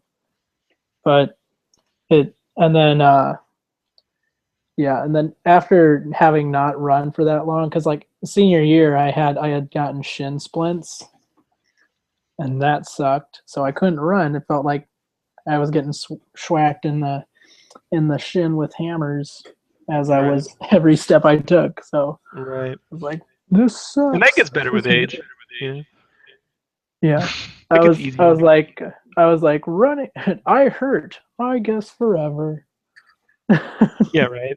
This is just how life's gonna be now. Pain all the time. That's what Brian Regan was saying. Yeah, this is life now for me. Like, congrats. Welcome to the party. Bang! Oh, I guess I have to get used to that pain now too. Right. You go to the doctor's office. How you doing, Brian? Oh, not so good anymore. Hurting all the time That's now. well, that's normal. Yeah. That's the build your that's failure build up. is what that is. Like you're living it. You're living the dream, buddy. The dream. Feel it? That's the dream. Yep. Yep. Feel the hurt. Feel the pain. Pain with no gain. But you know what? It's still. I honestly I wouldn't choose anything else over this. Over getting to draw for a living. If I could wing it, I'd sing. Singing seems much more fun if I had the talent. Like if I could trade it, I think people are more Well, impressed with that than this. That yeah. would be I mean, like, yeah, that or would definitely be my second job. If drawing doesn't work out, if I break my hand tomorrow, I'd be like, I'm pursuing music. oh no, I couldn't do that. I'm stuck. I missed. Be like, No, this is it. dang it. I'm posed. I have no backup plan. Like this, it's this or I mean that's. I'm glad the art's getting worse every year because it just I can keep up. Like I think I Maybe can one day it'll maintain. go back to 90s style. I can keep up with the declining standard. Like so in that respect, I've managed to come out, on top. I mean, I don't have any regrets on that end. Just working for major companies is out, but luckily there's the internet and people are entertained by Yeah, magic. Like, look here, I made something. Ooh, it's a trick. I know. Dude, it's what's amazing and slash really sad. Okay, so somebody had shared this video, and I'm trying to remember who shared it. But anyways, they had shared this video of this guy, and it was a YouTube video, and he was literally just throwing stuff into a container, like throwing food and crap into a container, and like looking like he was making something. And for the first bit, I thought, is this guy actually making something? And then all of a sudden, I see he's throwing the boxes in and then pours a ton of food coloring in and just starts throwing a bunch of random stuff in. I'm like, what is happening? And then nearing the end of the video, I couldn't believe I watched it all the way through. I'm not going to mention what else happened, but I was like, what the heck was that video even about or for, or why did this person make it? And I looked at the view count, several million views.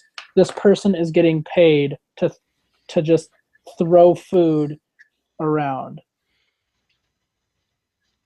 And I'm like, that is sad. Well, the problem, Joey, is that cats like yourself and myself, we enjoy things with quality. And that means we have Yeah. a limited audience. Oh yeah. Not that people don't know what quality is, they do. It's just there's far less of them than there are the people who don't. So, I've pigeonholed myself is essentially the problem. Yeah.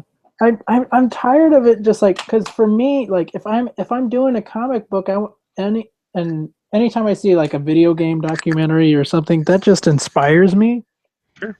And so, because I want to see somebody put that kind of effort into making a comic. I would love to see that. I would love to see just one amazing, beautiful comic. And that's kind of like what Terra is gonna be. It's like me. It's gonna probably be just me unless I hire a letterer, which I might do because I don't want a letter. But I really want it to be a pretty book and have a great story with it. And I'll probably share some of the story stuff with you. Probably not on here. No, not a good Later. idea. Yeah. Dang it, Joey gave away all this. I'll get, yeah, you'll be like, Rob, because Oh then yeah, I people will be forgot. hounding you forever. I still get people, what happened to Mosaic? I'm like, I don't really want to get into that. Like, I don't want to do that. Ask Jim Valentine. That's the guy. I don't want to. Was that your project? That was one of Your them. image project? Yeah, first one. We cold. We cold. You'd say that. It's not cold call, but when you go to con, you just pitch to editors and Eric Larson loved it and put us in touch with Jim Valentino. And that was the first con I didn't get. I mean, like I got nothing but praise. And I was like, finally, we did it. And then my buddy sold that thing to NBC and never produced his end of it. And there was some other stuff that went on, and it just cost me about $800 in Comic Con stuff because he didn't go to con that year. And I was like, well, how am I getting paid for this? And he's like, I thought Image would pay. And he's like, oh no, I'm gonna with this. And then none of that happened. Oh man! He was So like, like you recently, had he a was like, full comic done? Did you have uh, the comic done? the first issue done. Do you And still it was have the even, and I even files? paid to have it recolored. Like I recolored a lot of it with Diego. So, Do you still have the files? buried. Yeah. I don't own the. I don't own the. I don't own the property, so there's no point. You know, it's not like I Oh could yeah. own it. You know what I mean? So was it published or it wasn't? Nope. Nope. Just a Okay. complete waste of time. Which got me Monstroids, which that was another waste of time. Then I got on the Death Junior stuff and the Savior Machine stuff, which was a waste of time. And then I'm you sorry, know. Rob. That's Oh not yeah, dude, fun. that's why I started the podcast. Like it's 4 years of this. That's why I'm like, I'm tired of complaining. Like I stopped the podcast because I was like, I just want to talk about having a good time. Like, I don't have any complaints about Game Cave. Just like any first project, you run into unforeseen difficulties, right? So Yeah. I nip them in the bud, and okay, whatever. But I mean, it's not gonna not be published or seen. Like that's a whole nother problem. But no, I've wasted good several years on things that will never be seen. And it can happen to Yeah.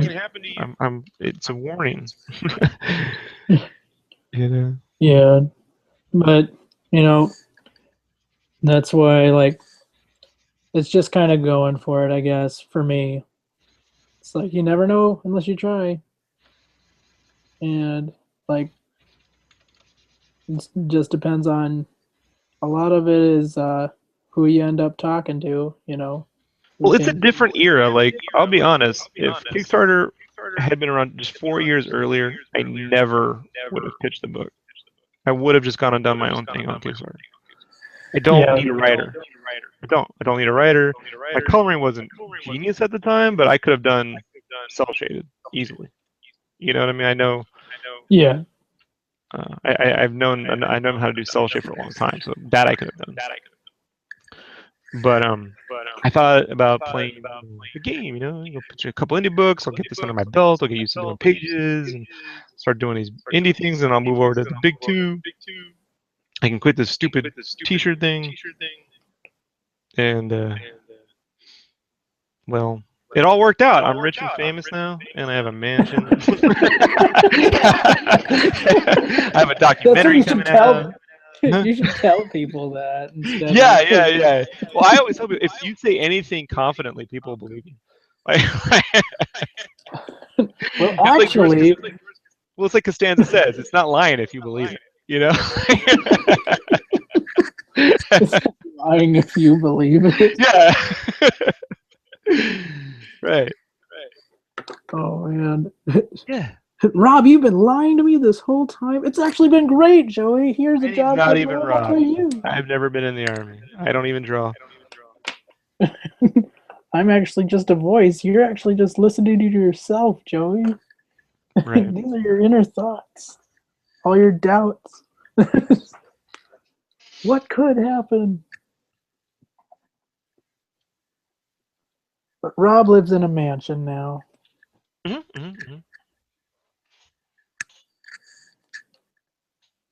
It could happen. But probably not in California. You'd want a mansion. Only if I could sell Minecraft to Microsoft for basically free money. I mean, did you know about that deal with Microsoft? I did not know. They had about 20 billion offshore money that they earned. And to bring it back to the States means it was going to get taxed. So they're going to lose over half. Like, it was crazy. So they had to spend it. So one night, Notch just goes on Twitter and says, anyone want to buy Minecraft? And they just saw it. We're like, yeah, they hit him up. Which turns out we have $20 billion we could spend. So here's 2.5, and there you go. Sold. Like, it's. Wow. I mean, how are you supposed to write a book on that? You know, I mean, he wrote, I mean, I've been playing that game since there was nothing, dude. Like, it was like 1.012. Like, it was all flat. Yeah. You know, there weren't even like cows and shit. You could just dig. And we're like, we can dig. It's amazing. And so, but he wrote it in Java, and everyone's like, Java is a stupid. You know, no one writes in Java. You can't code. You know. Yeah.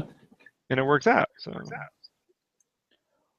You know. Well, I mean, like, I don't play the game. I've seen it played. I've seen like some of the amazing structures people have made in Minecraft, which is like mind-boggling. Like how much time somebody must have spent on some of the structures they made. I'm just like, wow, you used your time wisely.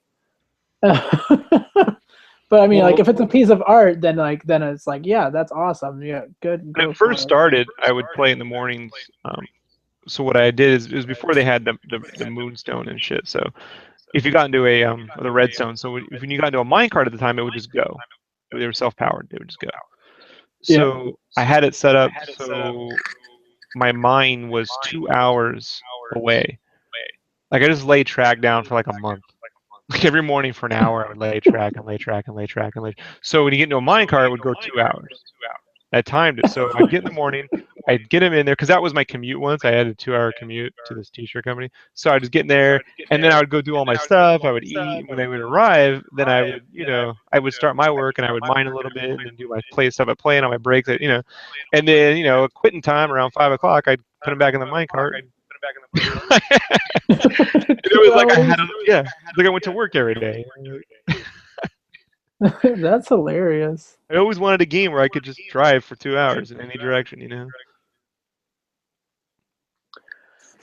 Yeah, but I think I've just never played it. I was like, I don't want it. I don't play it, because I guess it's me being a part of the more like first-person shooter adventure game.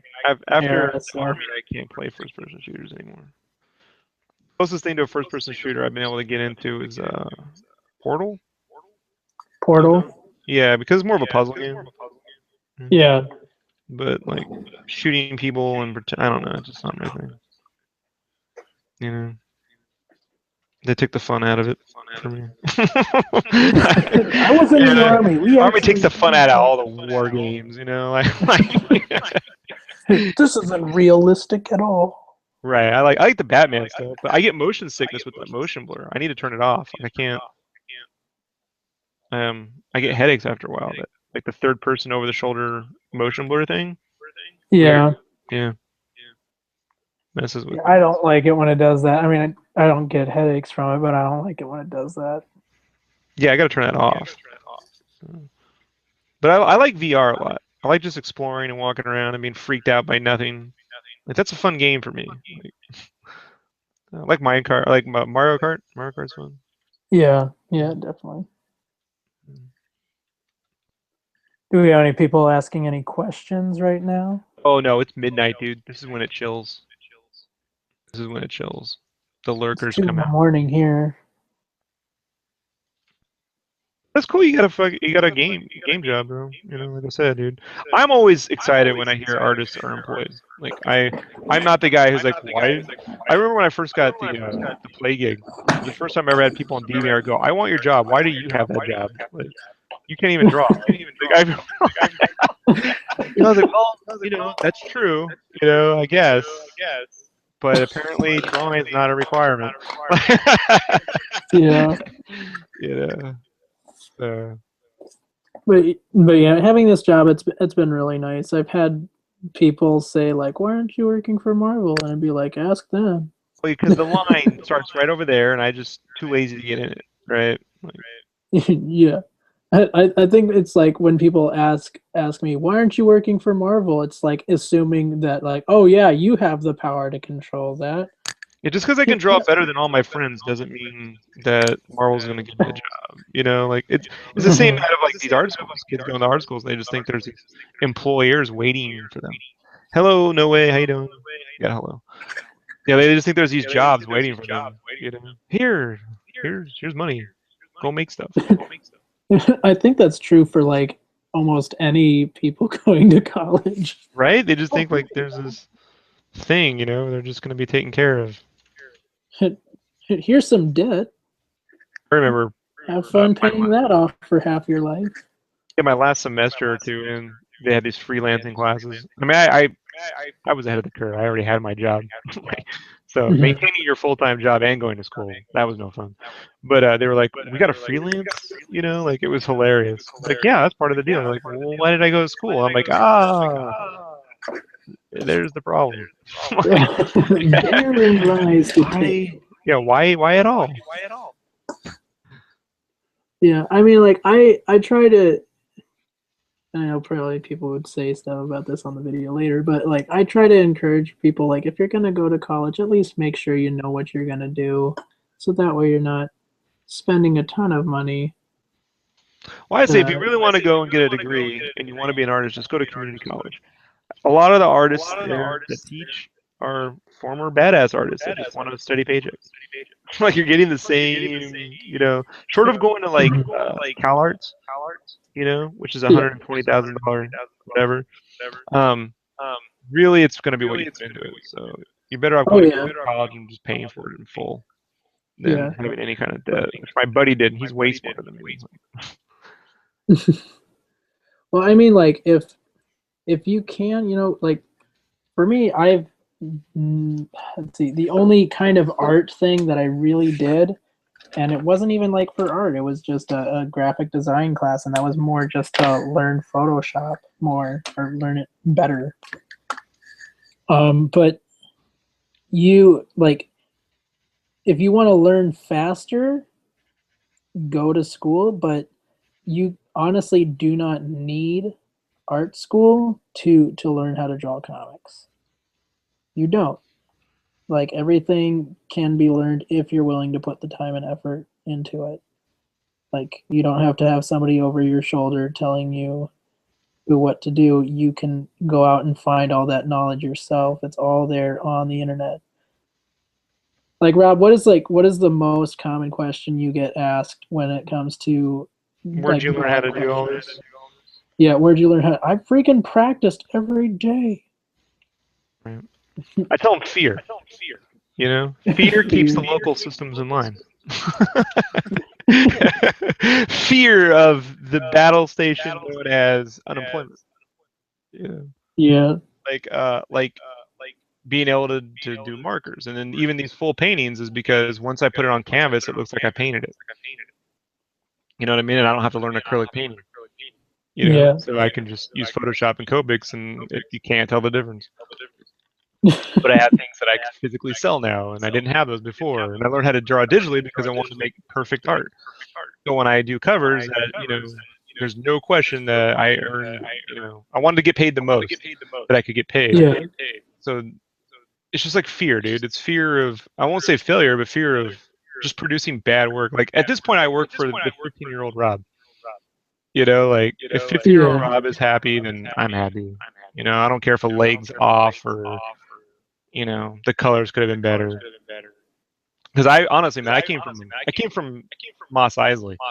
Like the town I came from was super hot, filled with meth addicts, and it was really bad. Oh So like, wow. yeah, oh yeah, like my buddy went there, had to live there, and he's like, dude, you're fucking, that's a hellhole. I'm like, yeah, I know. So like, yeah, Got Moss Eisley. yeah. So I mean, I'm doing way better than I mean, I should be Jesse Pinkman at this point. Oh wow. Like that's the most. Yeah. But but It's I just think that a hilarious. lot of people don't have healthy fear. You know, like so I my fear at this point for me is that I won't get to make the things that have been in my head.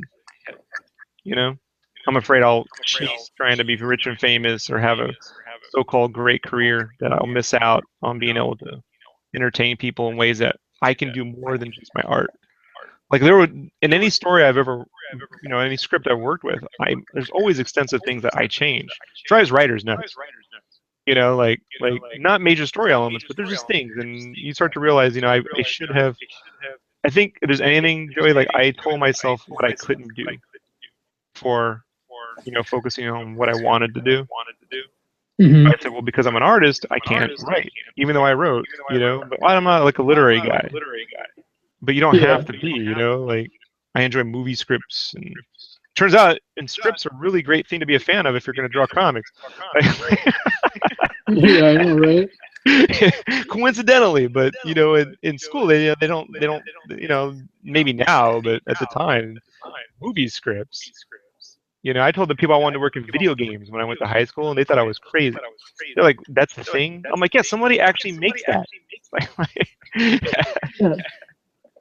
Those don't just happen, Dude, I No, swear yeah, when they I just was happen, right? yeah, yeah. I swear when I was first starting to draw, I had no idea. I thought a computer just made those pictures, made pictures. I didn't know people actually drew them when I was a kid. Hmm. It's like, oh, people actually do it, and I never thought once I could do it. And here I am, several years later, finally doing it. Well, I never thought I'd be good enough to own a computer, but I would learn all the programs. I would buy all the Adobe things. I would read up on how to use Photoshop, not even owning it.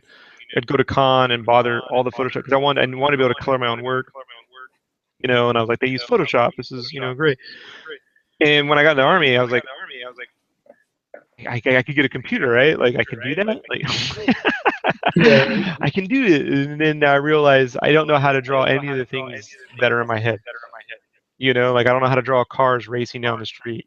You know, I spent so long trying to draw like characters, I never learned how to draw everything else. And so like I had to sit down and spend the next few years, 10 years, learning how to well, a lot of it is draw. just like because I didn't, like recently, I hadn't been drawing from life or anything. I hadn't been really seeing like, hey, maybe if I reference, because all artists reference usually, you know, Right. and that's just what they do, and that's how you know what you're drawing is if you're looking at what it actually is. So one of the things Adam Hughes had said, he said you gotta observe the world around you before you're ready to like report it as an artist onto the paper. So like look at the Yeah, and world having a around mirror you. helps. I mean, he's always had a mirror. Yeah. Really though, I mean, it is funny though watching it, like how his career has taken off, and I'm sure Eric Larson has a completely different opinion over Adam Hughes. Like, you know about that? Yeah. The first guy I ever paid to draw Savage Dragon not go very well. Who was?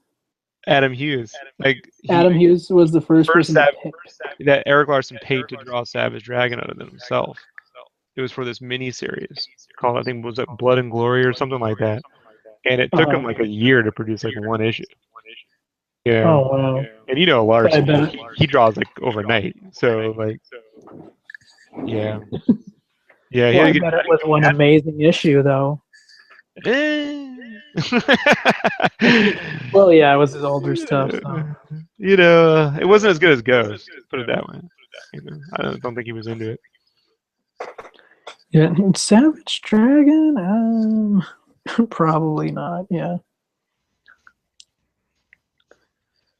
but yeah, for me, like just recently, I had started finally drawing more from life and looking at photos more and Well, it's drawing always good to do basically. time gesturals. Like the biggest thing I learned from animation is time gesturals. So, it's good to warm up doing just if you're just gonna watch people, time yourself 10-minute, 5-minute, 3-minute, 1 minute, 30 seconds. Yeah. You know, like in the animation we had to do 30 minutes and the model would change. She would just change her pose every 30 seconds. So you would start to just get these broad strokes, and then that's actually how your keyframe animation would start. Yeah. So when you're like, "Oh, Rob, you can make things like you learn to animate in one drawing, basically. Hmm. Like you learn really quickly by contrapasta and playing off, uh, the shapes and stuff. And you're not trying to draw like, arms, hands, and feet. And then I learned silhouettes on accident, really. So, because I was like, because one day I was sitting there, like, I was like, dude, like, you're like drawing. Let me see if I can do this. So, like, one day, I'm like, oh, I'll draw the hand. And eventually it just became like, there's the hand. You know what I mean? Like, and then you just start to invert it and draw on top. And I was like, wow, that's way easier to do. Blobs. And I think I should have been a Yeah. painter, really. Like you start to think about that like form. Form is really not drawing lines, it's drawing shapes. Animators, dude, they're the best. Yeah, dude. I'd see if I ever get to go to California and go to Disneyland, I'd love to just go over to the Disney animation house and Want to hear go a to funny story about that place? True story. I back in 2002, 2003, it was online dating. That's how I met my wife. But before I met her, I met this other girl who coincidentally worked at the Disney Animation House, pretending to Oh, be an nice. animator. Yeah, like she didn't actually know how to do anything. Those people who give the tour don't actually animate. They teach them how to do some stuff and they pretend. And then you have that one guy who does his time from the studio, right? He's over there working. So it was funny. I was like, yeah, animate. She's like, oh wow, I pretend to do that at Disney. I'm like, that's amazing. We should hook up. Give you some pointers. Yeah, it's a cool place. Well, I mean, like I'd just love to be able to go over there and just actually talk Hmm. to those people and look kind of peek over the shoulder and be like, "What are you working on?" Have you ever watched Sweatbox? I have not. So Emperor's New Groove. Oh yeah, So when they were making it, it was called Kingdom of the Sun, right? You know that? I did not know that. So it started out as Kingdom of the Sun. It was being directed by the guy who did Lion King, one of the co-directors from Lion King. And they picked up Sting to do this whole soundtrack. And part of his deal to do the soundtrack was that he wanted his wife to document the whole process because she's like a film, trying to be a Yeah. filmmaker. So I said okay, but they had to have final approval on the release. So anyway, it went horribly wrong, and they got it all on camera over a 4-year period. It's really insane. So it ends with them making Emperor's New Groove. The whole movie got S-canned and became Emperor's New Groove overnight. And Oh they tried to wow. spin it in a way where it's positive, but it was clearly not positive. And so Disney has refused to let this be released, but it leaked on the internet a couple years ago. So if you want, I can transfer it to you. It's Oh yeah, totally. I'd love to see it. I would recommend watching that, and then on iTunes for $3 you can get a documentary called Dreams. It's like Sleeping with Dreams, animator Disney Dreams. It's like an hour long. It's about when they shut the studio down after Atlantis, and that would be a great follow up to this piece because all the people who talk about what they know about all the suits are the people that these animators end up hating. Yeah. Fantastic to watch. You know. Yeah. So like the guys who did Atlantis, yeah, they were the ones who did Emperor's New Groove, right? It was two different studios. So what they did was they were making so much money, with the run. They built what they decided to go with. This is a formula for fail every time. They decided to do one picture a year, right? And this is what's happened to Pixar. As Pixar scaled back their films and delayed things because their films were starting to suck. This one picture a year thing becomes trouble. So they got two animation studios, you know, working on two different movies. But if a movie needs help, you need to bring in all your available effort. But now you split up your pool, right? And so then you got all these suits that just they look at it and make you start over, and you got to go back and you start over and you go back and you start over. And so no movie is really getting the attention it needs. You know what I mean? Like it's just constantly being reworked until the point where they have to trim it down and just release it. Is what ended Yeah. up happening. Yeah. So those movies weren't bad in their inception. It's just that they each needed the time, the attention to complete it. They didn't have that problem back in the 90s with like, it was like they started that right after Lion King, which is when the movie started to suffer, Hmm. Hunchback and Pocahontas and everything else. So, I mean, the Well, artists always do their job, but both were beautiful movies though, but artists they weren't always as do their big job, as. Joey. Artists Oh always do yeah. their job, but the movies have writing problems, and character arc problems, and that's that's not something you can fix in the back end. Like if your characters have no arc, how do you get out of that? You can edit all. It's the reason why fan edits generally don't work. You need to, it's not that that ending didn't work. It's that everything leading up to it didn't set up the ending properly. The character didn't go through anything. And so in Yeah. animation, you can't go and reshoot stuff. You know what I mean? Like, what can you do? Like, Yeah. it really, you Scrap know, this. yeah, just scrap it, right? Like, well, Well, you know what kind of sucked? And I kind of have a know-how of this because guess what? I had to do for a trailer thing for the game. I had to do like all the cutscene stuff. Like it was just a like motion comic kind of thing, Mhm. but I had to do all these scenes, and I drew it all digitally, so that way it would all look nice. But there's one scene I did, and it was a neighborhood. It was just a neighborhood, and it was the worst, like boring, boringest thing Mm, ever. I was killing myself. It was taking me a few days because it's like I'm not having fun doing this. mm. This is killing me. And then the part that sucked was I finish it, and then my boss going, "We actually need a different scene." So I'm like, "This was all for nothing." I mean, I still Right. got paid, That's my but I entire was career. like, Yeah, that's my whole career, bro. Like, welcome to Rob's career in comics. Like, so this is getting yeah, scrapped. Yep, this is getting scrapped. But and you know it was funny though. Like we're I paying spent you, right? You yeah remember Ghostbusters? We're paying you, right? Use it's yeah I fine. know right yeah. So I'm fine with that. At least I got paid for it, so it's still okay. But it was just like oh this is work for nothing. Right. Well, But then the best I can see is Drew Struzan, right? The poster um artist from the '80s, like he did. Thanks, oh I Joey. think so yeah. Yeah. So he wrote a book in his own words right before he retired. And it's his art. It's all of his posters from his first Raiders poster through, Star Wars, Jedi, all the movie posters he ever did, bro. And so, Mhm. but it's his process. Oh, I met this person, we did this, and at the very end, he's like, this whole like when he did Raiders, it was one comp, which became the poster.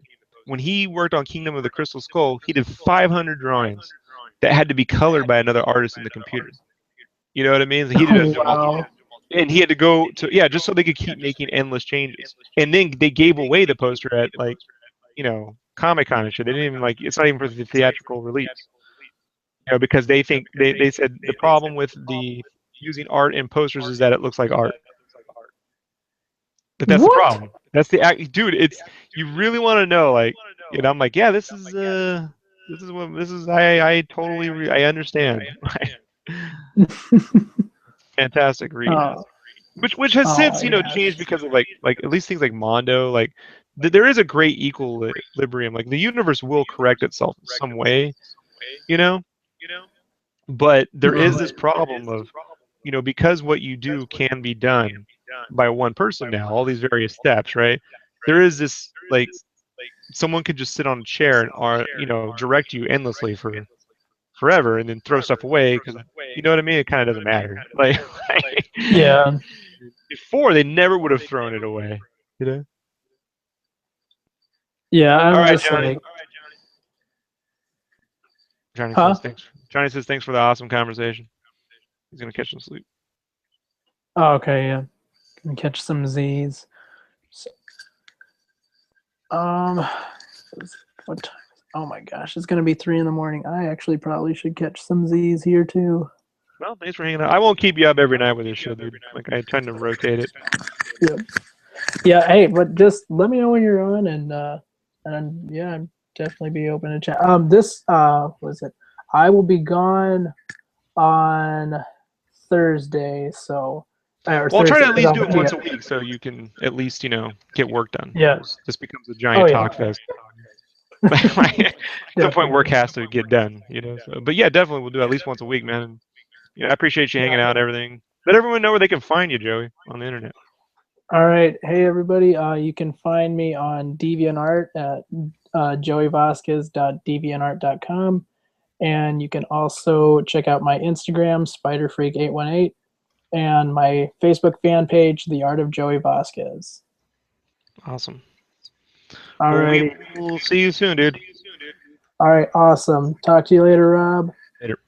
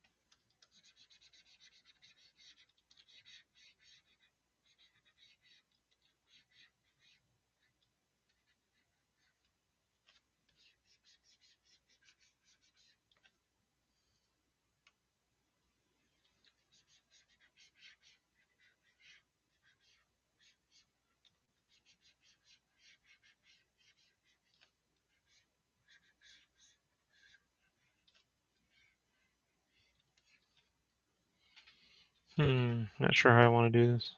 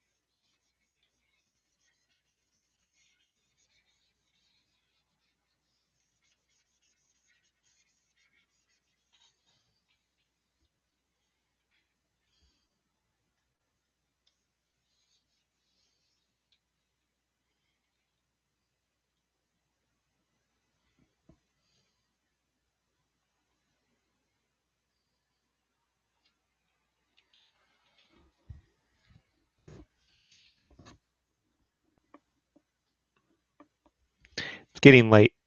I won't lie.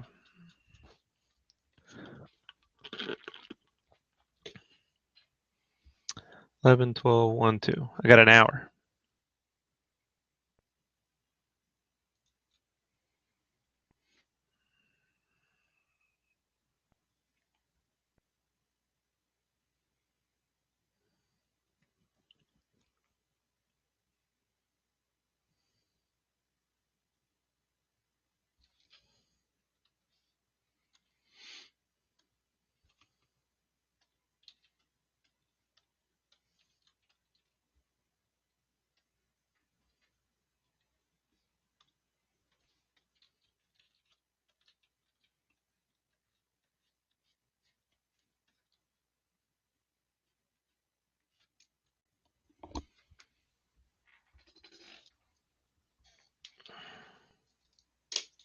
Whoop. It's gonna drop.